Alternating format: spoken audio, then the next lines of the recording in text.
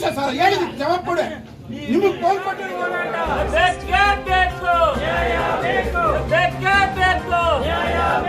ಸರ್ಕಾರ ಕಾನೂನಂತೆ ಕಾನೂನು, ಅಧಿಕಾರಂತೆ ಅಧಿಕಾರ, ಬೇಕೇ ಬೇಕು, ಬೇಕೇ ಬೇಕು, ಎಲ್ಲಿ ಬೇಕು ಬರಬೇಕು. ಅಯ್ಯಯ್ಯೋ ಅಯ್ಯಯ್ಯೋ, ನಡೆದ ಭ್ರಷ್ಟಾಚಾರಕ್ಕೆ ಹೇಳಿದಿಕ್ಕಾರ, ನಡೆದ ಭ್ರಷ್ಟಾಚಾರಕ್ಕೆ ಹೇಳಿದಿಕ್ಕಾರ, ರೈತರ ಹಣ ವಸೂಲಿ ಮಾಡಿದ ಅಧಿಕಾರಿಗೆ ಹೇಳಿದಿಕ್ಕಾರ, ರೈತರ ಹಣ ವಸೂಲಿ ಮಾಡಿದ ಅಧಿಕಾರಿಗೆ ಹೇಳಿದಿಕ್ಕಾರ, ಒಂದು ಟ್ಯಾಂಕ್ ಸುಟ್ಟಾರ 10,000 ಪಡೆಯುವಂತ ಅಧಿಕಾರಿಗೆ ಹೇಳಿದಿಕ್ಕಾರ, ಒಂದು ಟ್ಯಾಂಕ್ ಸುಟ್ಟಾರ ಅಧಿಕಾರಿ 10,000 ಪಡೆದ ಅಧಿಕಾರಿಗೆ ಹೇಳಿದಿಕ್ಕಾರ. ಬೇಕೇ ಬೇಕು, ಬೇಕೇ ಬೇಕು. ಗುರುವಾರ ನೈಟ್ ಹೋಗಿರೋದು, ಇವತ್ತಕ್ಕೆ ಕರೆಂಟ್ ಇಲ್ಲ ಸುಲಕುಂಟೆ ಏರಿಯಾ. ಏನೇ ನಿಮ್ಗೆ ಫೋನ್ ಮಾಡಿದ್ರಿ, ಬಂದು ಪಕ್ಕದಲ್ಲಿ ತಾನೇ ಹಳ್ಳಿ ಬಂದು ಕಂಪ್ಲೇಂಟ್ ಮಾಡಿ ನೀವು ಫೋನಲ್ಲಿ ಇಶ್ಯೂ ಮಾಡಿದ್ರೆ ನಾವು ಹೆಂಗ್ ಮಾತಾಡ್ಬೇಕು ಅಂತ ಹೇಳಿದ್ರಿ ಸರ್. ಫೋನ್ ಕೊಟ್ಟಿದ್ದೀನಿ ಸರ್ ಗೌರ್ಮೆಂಟ್. ನೀವು 1 ನಿಮಿಷ ಸರ್ ಹೇಳಿದ್ರಿ ಜವಾಬ್ ಕೊಡಿ. ನಿಮಗೆ ಫೋನ್ ಕೊಟ್ಟಿರೋದು ಏನಕ್ಕೆ? ನಮ್ಗೆ ಫೋನ್ ಕೊಟ್ಟಿರೋದು ಗೌರ್ಮೆಂಟ್ ಕೊಟ್ಟಿದ್ದಲ್ಲ ಫೋನ್. ಆನ್ಸರ್ ಕೊಡಿ. ನಿಮ್ಮ ಮನೇಲಿ ನೀರಿಲ್ಲ ಅಂದ್ರೆ ನೀವು ತಕ್ಕೊಳ್ತೀರ ಅಲ್ಲ, ನಿಮ್ಮ ಮನೇಲಿ ನೀರಿಲ್ಲ ಅಂದ್ರೆ ನೀವು ತಕ್ಕೊಳ್ತೀರ. ನಮ್ಗೆ 24 hours ಕರೆಂಟ್ ಕೊಟ್ಟಿಲ್ಲ, 24 hours ಕರೆಂಟ್ ಕೊಟ್ಟಿಲ್ಲ, ಕರೆಂಟ್ ಕೊಟ್ಟಿರೋದು. 4 ದಿವಸದಿಂದ ಊರಲ್ಲಿ ನೀರಿಲ್ಲ, ನಾವ್ಯಾವ ತರ ಮಾಡ್ಬೇಕು? ನಾನು ಸಾಯಂಕಾಲ ಬಂದು ಇವ್ನ ಕರ್ಕೊಂಡೋಗಿದ್ವಿ. ಒಂದ್ ಕಡೆ ಜಂಪ್ ಹಾಕಿದ್ರು, ನೈಟ್ 9 ಗಂಟೆಗೆ ಕೊಡ್ತೀವಿ ಅಂದ್ರು. ರಾತ್ರಿ ಪೂರ್ತಿ ಎಲ್ಲ ಸಿಂಗಲ್. ಗುರುವಾರ ನೈಟ್ ಹೋಗಿರೋ ಕರೆಂಟ್ ಇವತ್ತು ಕರೆಂಟ್ ಬಂದಿಲ್ಲ. ನಾವ್ ಯಾವ ತರ ಮಾಡ್ಬೇಕು? ಇವತ್ತು 2 ಸಾರಿ ಕೊಟ್ರೆ ಅಷ್ಟೇ, 4 ದಿವಸನೂ ಸೇರಿ ಇವಾಗೂ ಕರೆಂಟ್ ಇಲ್ಲ. 9 ಗಂಟೆಗೆ ಬರ್ಬೇಕು. ಇವಾಗ ಐತೇನಪ್ಪ ಕರೆಂಟ್? ಇಲ್ಲ. ಯಾವ ತರ ನಡೀರಿ ಹೋಗೋಣ ಮನೆಗೆ. ನಾನು ಫೋನ್ ಮಾಡ್ತಾ ಅವ್ರು ಹೇಳಿದ ಮೇಲೆ ಬಂದಿದ್ದು. ಮಾಡಿಸ್ತೀನಿ ರೈತನ ಉದ್ಧಾರ ಮಾಡ್ಬೇಕಂತಿದ್ದೀರಾ? ಕಳಿಸ್ತಾರಲ್ಲ ಫೋನಲ್ಲೇ, ಇನ್ನೊಂದು ಅಟೆಂಡ್ ಮಾಡ್ತಾರೆ ಬಂದು ಹೇಳೋಕ್ಕಾಗಲ್ಲ.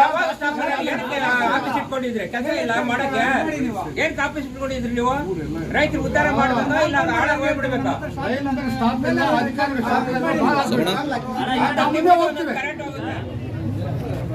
ಭ್ರಷ್ಟಾಚಾರ ಅಂತಂದ್ರೆ ಕೆಇಬಿಯಲ್ಲಿ ರೈತರು ಪರವಾಗಿ ಕೆಲಸ ಮಾಡಿದ ಅಧಿಕಾರಿ ಒಬ್ರು ಇಲ್ಲ. ಒಬ್ಬ AWA ಇರ್ಬೋದು, ಒಬ್ಬ ಇನ್ಸ್ಪೆಕ್ಟರ್ ಇರ್ಬೋದು, ಒಬ್ಬ ಲೈನ್ ಮ್ಯಾನ್ ಇರ್ಬೋದು. ಇಲ್ಲಿ ಏನಾಗ್ಬಿಟ್ಟಿದೆ, ಬೇಲಿನೇ ಒಲೆ ಮೇ ಅಂತ ಮಟ್ಟಕ್ಕೆ ಆಗ್ಬಿಟ್ಟಿದೆ. ಯಾವ ತರ ಅಂತಂದ್ರೆ, ಹಳ್ಳಿಯಲ್ಲಿ ಏನಾದ್ರು ಒಬ್ಬ ರೈತರ ಮನೆ ಮೇಲೆ ಏನಾದ್ರು ಕರೆಂಟ್ ಲೈನ್ ಏನಾದ್ರು ಹೋಗಿದ್ರೆ ಚೇಂಜ್ ಮಾಡ್ಕೊಂಡ್ರೆ 6 ತಿಂಗಳು ವರ್ಷ ಚೇಂಜ್ ಮಾಡೋದಿಲ್ಲ. ಒಬ್ಬ ರೈತ TC ಸುಟ್ಟೋ ಸಂದರ್ಭದಲ್ಲಿ ಅವನು 10,000 ಕೊಡೋವರೆಗೂ ಅವ್ನು TC ಮಾಡೋದಿಲ್ಲ. 15 ದಿವಸ 20 ದಿವಸ ಅಂತ ಹೇಳಿ ಇವತ್ತು TC ಇಲ್ಲ ಅಂತ ಹೇಳಿ ಹೊರಗಡೆ ಕಳ್ಸಂತದ್ದಾಗುತ್ತೆ. ಅವ್ನು 10,000 ಕೊಟ್ರೆ ಅವಾಗ ತಗೊಂಡು TC ಹಾಕ್ತಾರೆ ಅವನಿಗೆ. ಇದೊಂದು ವ್ಯವಸ್ಥೆ ಆಗ್ಬಿಟ್ಟಿದೆ.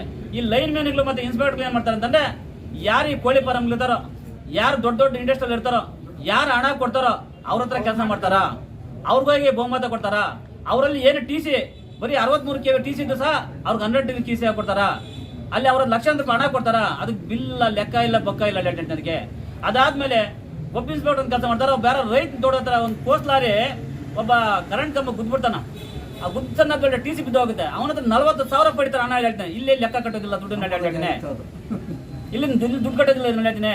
ಹಿಂಗೆ ಲಕ್ಷಾಂತರ ರೂಪಾಯಿ ನೀವು ಉಸೂಲಿ ಮಾಡಿ ಹಾಕೊಳ್ತಾರೆ ಹೊರತನು ಹೊರಗಡೆ ಕೆಲಸ ಮಾಡ್ತಾ ಇಲ್ಲ. ಯಾಕೆ ಇವತ್ತು ಮಳೆಗಾಲ ಆಗಿದೆ, ಬೇಸಿಗೆನಾಗ ಏನ್ ಮಾಡ್ತಾ ಇರ್ತೀನಿ ನೀವು ಕೆಲಸ? ಏನು ಹಳ್ಳಿಗಳಿಗೆ ಹೋಗಿ ಎಲ್ಲಿ ಮರ ಅಡ್ಡ ಹೊಡಿಬೇಕು, ಎಲ್ಲಿ ಲೈನ್ ಸರಿ ಮಾಡ್ಕೊಬೇಕಾಗಿದೆ. ಬೇಸಿಗೆ ಕಾಲದಲ್ಲಿ ಮಾಡ್ತಾರೆ, ಇಲ್ಲಿ ಮರಗಳಿಗೆ ಮಲ್ಕೊಳ್ಳೋದು, ಇಲ್ಲಿ ಲಾಟ್ರಿಗೆ ಆಡೋದವರು, ಇಸ್ಪಿಟ್ಗವ್ರೆ ಒಂದು ದಂಧೆ ಇಸ್ಪಿಟ್ಗೆ ಆಡೋದು, ಮತ್ತೆ ಬಡ್ಡಿ ವ್ಯವಹಾರ ಮಾಡೋದು, ಚೀಟಿಂಗ್ ನಡೆಸಂತವ್ದು. ಇವ್ರ ಸಂಪಾದನೆ ಇದ? ನಾವು ರೈತರು ಲಕ್ಷಾಂತರ ರೂಪಾಯಿ ತೋಟದ ಮೇಲೆ ಬಂಡವಾಳ ಹಾಕೊಂಡು ಅಲ್ಲಿ ನಷ್ಟ ಉಂಟಾಗಿದ್ರಿ. ಬೆಳೆ ಆಗ್ಲಿಲ್ಲ, ಮಳೆ ಆಗ್ಲಿಲ್ಲ. ಆ ಸಂದರ್ಭದಲ್ಲಿ ಬೇಸಿಗೆನಾಗ ಬಂಡವಾಳ ಒಣಗೋಯ್ತು ಹೇಳ್ತೀನಿ, ಲಾಸ್ ಮಾಡ್ಕೊಂಡು ರೈತ ಹೇಳ್ತೀನಿ. ಇವ್ರು ಏನ್ ಮಾಡ್ತಾರೆ, ಲೈನ್ ಮ್ಯಾನ್ಗೆ ಒಂದು ಲೈನ್ ಮ್ಯಾನ್ಗೆ 70,000 80 ಲಕ್ಷ ರೂಪಾಯಿ ಸಂಬಳ ಹೋಗಿ ಕಟ್ ಮಾಡೋದಿಲ್ಲ. ಯಾರು ಹಣ ಕೊಡ್ತಾರೆ ಕಾಯ್ತಾರೆ, ಹಣಕ್ಕೋಸ್ಕರ ಕಾಯ್ತಾ ಇರ್ತಾರೆ ಹೇಳ್ತೀನಿ. ಮಧ್ಯಾಹ್ನಕ್ಕೆ ಕುಡಿಯಂತ ಕೆಲಸ ಹೇಳ್ತೀನಿ. ಅಧಿಕಾರಿಗಳು ಆಫೀಸಲ್ಲಿ ಯಾರು ಕುಡಿದು ಕೆಲಸ ಮಾಡ್ತಾರೆ ಹೇಳ್ತೀನಿ. ಡಾಕ್ಟರ್ ಕರ್ಸ್ಲಿ ಇಲ್ಲಿ ಯಾರು ಕುಡಿದು ಕೆಲಸ ಮಾಡ್ತಾರೆ ಹೇಳಿ ಒಂದು ವೆರಿಫಿಕೇಶನ್ ಮಾಡಿ ಹೇಳ್ತೀನಿ. ಒಬ್ಬ ಡಾಕ್ಟರ್ ಬಂದ ಹೇಳ್ತೀನಿ. ಈ ರೀತಿಯಲ್ಲಿ ಕೆಲಸ ಮಾಡ್ತಾರೆ ಹೇಳ್ತೀನಿ. ರಾತ್ರಿ 6 ಗಂಟೆ 7 ಗಂಟೆ AWA ಫೋನ್ ಸ್ವಿಚ್ ಆಫ್ ಮಾಡ್ಕೊಂಡು ನಾಟಕ ಮಾಡ್ಕೊಳ್ತಾರ. ಇನ್ಸ್ಪೆಕ್ಟರ್ ಮಾಡಾಕ್ತಾರ. ಹಳ್ಳಿಗಳಲ್ಲಿ ಸ್ಕೂಲ್ಗೆ ಹೋಗೋ ಮಕ್ಕಳು ಓದಕ್ಕಾಗುದಿಲ್ಲ, ಹೆಣ್ಮಕ್ಳು ಅಡಿಗೆ ಮಾಡೋಕ್ಕಾಗುದಿಲ್ಲ, ಮತ್ತೆ ಡ್ರಿಂಕಿಂಗ್ ವಾಟರ್ ಕುಡಿಯೋಕೆ ನೀರು ತಗೊಳಕಾಗುದಿಲ್ಲ ಹೇಳ್ತೀನಿ. 7 ಗಂಟೆಗೆ ಸಾಯಂಕಾಲ ಆಫ್ ಮಾಡ್ಬಿಟ್ಟು ಬೆಳಿಗ್ಗೆ ಕರೆಂಟ್ ಕೊಡೋದಿಲ್ಲ ಹೇಳ್ತೀನಿ. ಆಮೇಲೆ ಆ ಪವರ್ ಗ್ರೇಡ್ ಲೈನ್ ಇದನ್ನ ತಗೊಂಡೋಗಿ ಅಲ್ಲಿ ಶಿಫ್ಟಿಂಗ್ ಮಾಡ್ತಾರ, ಪರ್ಮಿಷನ್ ಎಲ್ಲ ಏನೋ ಘಟನೆ ಅವರು 60,000 ಲಕ್ಷ ಪಡಿತಾರ, ಕೋಟಾಗ ಸಂಬಂಧ ಇದ್ದಾವೆ.